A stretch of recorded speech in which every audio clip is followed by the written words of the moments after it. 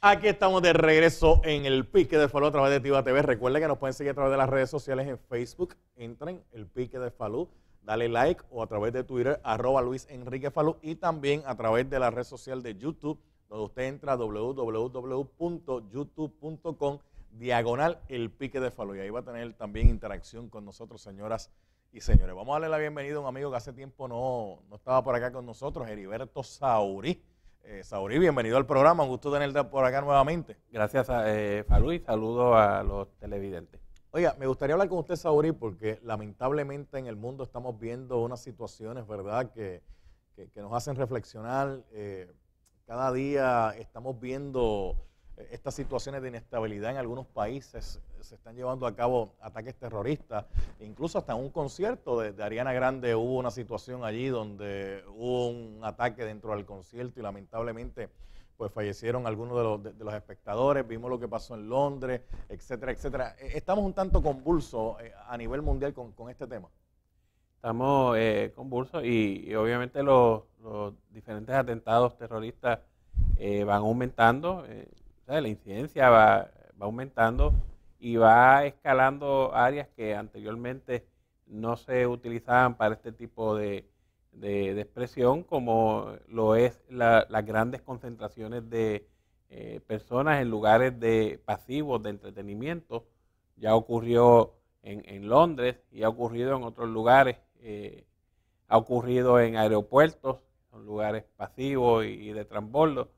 Y han ocurrido otros elementos aislados que no necesariamente tienen que ver con el terrorismo, sin embargo, es una conducta similar en términos de las consecuencias. Siempre que hablamos de este tema, ¿verdad?, hablamos de lo que sucede fuera de los Estados Unidos, pero dentro de Estados Unidos ya han ocurrido ataques terroristas más allá de lo que pasó en septiembre 11. Sí, han ocurrido, está lo de Oklahoma, lo de septiembre 11, elementos aislados como, aislado no, lo del maratón de Boston, y obviamente otras situaciones que todavía aún el efecto de la investigación no lo ha asociado con acciones directas de terrorismo, pero sí han ocurrido dentro de los Estados Unidos y obviamente son cientos las amenazas terroristas que llegan, se investigan y se descartan o se continúa en términos de la investigación. Pero sí se cree y se entiende que hay grupos terroristas infiltrados en la nación. Obviamente están silentes, están pasivos, esperando el momento o sencillamente preparándose, porque ellos no comienzan de la nada, tomaron un avión, llegaron a Estados Unidos e hicieron el evento. Ellos se insertan dentro de la sociedad y luego es que cometen este tipo de actos. Y obviamente este tipo de actos va en búsqueda de desestabilizar una sociedad. Tratar de a través del miedo controlar, ¿verdad?, de manipular a una ciudadanía. Eso es así, y tú ves que lo primero que se afecta es la bolsa de valores, y obviamente esto degenera en una serie de eventos que al final a quien desestabiliza es a la sociedad, en general. ¿Cómo cambia esto ahora con las redes sociales, con el internet? Bueno, puede cambiar de dos formas.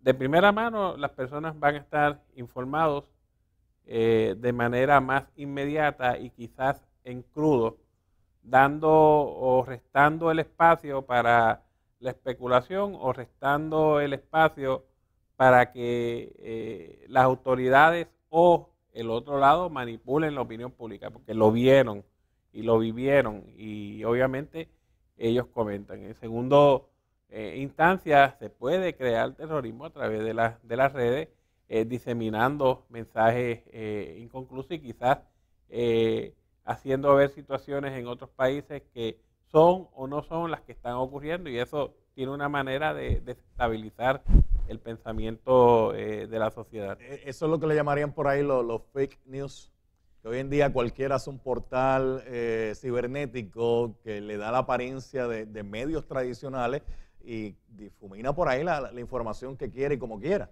Sí, esa es la tendencia última, aunque no podríamos asociarla con el terrorismo como tal, pero sí podemos asociarla con algún interés en particular de afectar a algún grupo en particular o algún sector de la comunidad. Pero es algo que ha venido con las redes sociales y obviamente son millones y millones de personas que usan las redes sociales como su primer medio de diseminar una información o de recibir información. De contactar con De personas que contactar con posiblemente personas estén... o entidades. O entidades.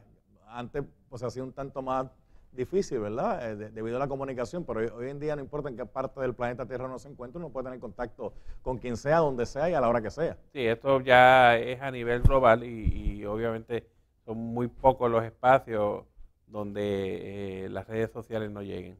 Sí, definitivamente, y que todo el mundo las está utilizando prácticamente. Todo el mundo las ve, las lee y las utiliza.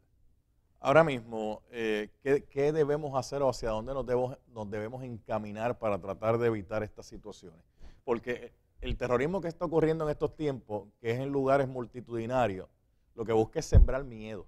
Y no necesariamente miedo solamente donde ocurre el acto, sino cuando se comienza a difundir qué fue lo que ocurrió en tal lugar. Porque hoy en día, a través de las redes sociales, yo recuerdo que estaba en casa cuando ocurrió el atentado en el concierto de Ariana Grande en Manchester, y a los segundos ya habían videos posteados a través de Twitter, directamente desde el lugar, la gente corriendo, la gente ensangrentada, la ambulancia, la policía, bueno, y uno desde aquí uno está viendo eso y uno se pone a pensar, Dios mío, esta situación, Bueno, ahí, luego de eso, ¿qué debemos hacer? Pues el gobierno o los gobiernos deben prepararse en términos de que sus agencias de seguridad tengan comunicación entre unas y otras. Respuesta inmediata. Y eso pues significa una respuesta inmediata, efectiva.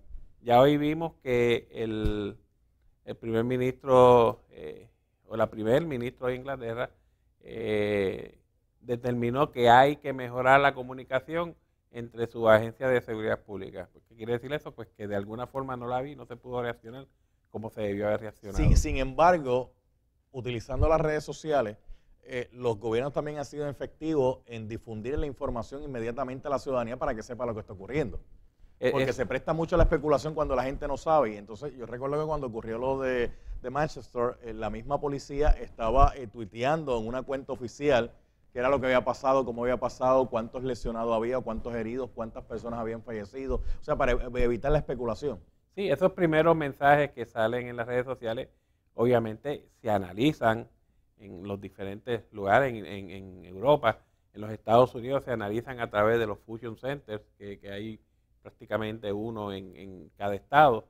Y eso es lo que va a determinar qué información pública va a salir para que el público, para que el ciudadano esté enterado, porque tiene que ser un solo mensaje, una sola información, obviamente para evitar la confusión. Sí, que obviamente eso es lo que ocurre cuando las autoridades inmediatamente no ocupan el espacio de llevar el mensaje. Si no lo hacen las autoridades, alguien va a empezar a decir, fueron tantos, por otro lado fueron tantos, entonces lo que se crea es confusión más que... Se crea confusión y muchas personas, pues quizás buscando los 3 minutos de fama, diseminan una información que puede ser confusa y puede tener el efecto hasta en la bolsa de valores, por mencionar un factor económico. O sea que por eso es que se tiene o se le está dando mucha importancia a la comunicación interagencial, a la diseminación al público, con el propósito de evitar un caos dentro del caos. Pero aquí estamos hablando de terrorismo por organizaciones y por grupos. Puede haber terrorismo individual también, cuando alguien de momento llega a un aeropuerto y comienza a disparar a mansalva, como hemos visto. Bueno, la intención de esa persona pues ya no es quizás causar terror, ya pues podría haber una situación psicológica en ella, o una situación personal, o una institución, o una intención contra alguna institución. Por ejemplo, los otros días en la Florida, en Orlando, en el estado de Orange County, hubo un tirador activo que se podría interpretar por muchos, pues eso fue terrorismo, pero eso no fue terrorismo. Fue un ex empleado que lo habían despedido. Exacto, tenía su razón particular además de que estaba con condiciones mentales provenientes de su servicio militar. Pero ya el ataque de él fue pues por razones de salud y por razones contra la institución. Pero de la misma forma que esa persona puede adquirir un arma para llevar a cabo este tipo de tragedia, ¿verdad? Por una molestia que tenga, por lo que sea. De esa misma forma, personas que pueden llegar hasta los Estados Unidos, vivir un par de años, estar en Estados Unidos siendo parte de algún grupo terrorista o células terroristas, en cualquier momento pueden adquirir un arma también para causar el terror. Y no necesariamente un arma. En la cocina hay materiales para confeccionar una bomba. Obviamente, no voy a decir aquí cómo se prepara, pero... Claro que no. Tú sabes. Es como cuando, por ejemplo, y esto lo podemos discutir en cuanto a la ética también, a mí cuando ocurre este tipo de situación, a mí no me gusta difundir los videos que aparecen en las redes sociales. Yo sé que mucha gente por buscar el like, el favorite, el retweet, el share, pues lo comparte porque quiere que la gente vea eso, pero cuando uno hace eso, el que quiere sembrar miedo o terror le está logrando su propósito, porque uno lo que está es amplificando ese mensaje. Ese es el propósito, crearlo en lugares donde atraiga la atención pública. Noticias, los medios formales, los medios informales, todos los medios posibles que le den atención a ese asunto. Y obviamente cuando uno empieza a compartir ese tipo de, indirectamente, ¿verdad? Y esto habría que analizarlo con la psicología, indirectamente uno está amplificando ese mensaje. Indirectamente uno está ayudando a que ese miedo trascienda fronteras en estos tiempos que estamos hablando. Trasciende fronteras y obviamente crea también algún tipo de ansiedad en contra de esa sociedad o ese lugar donde ocurrió, que puede afectarle otras áreas de la vida diaria. Pero también uno se puede preguntar por otro lado, ¿cuán seguros estamos?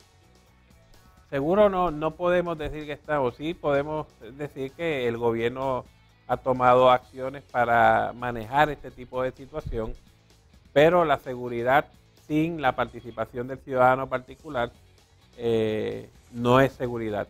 Tenemos que estar conscientes de que esto es una amenaza y tenemos que tener conocimiento de cómo reconocer o cómo ver las señales de estas amenazas. Pero aquí hay un elemento, porque decimos los estados, ¿verdad?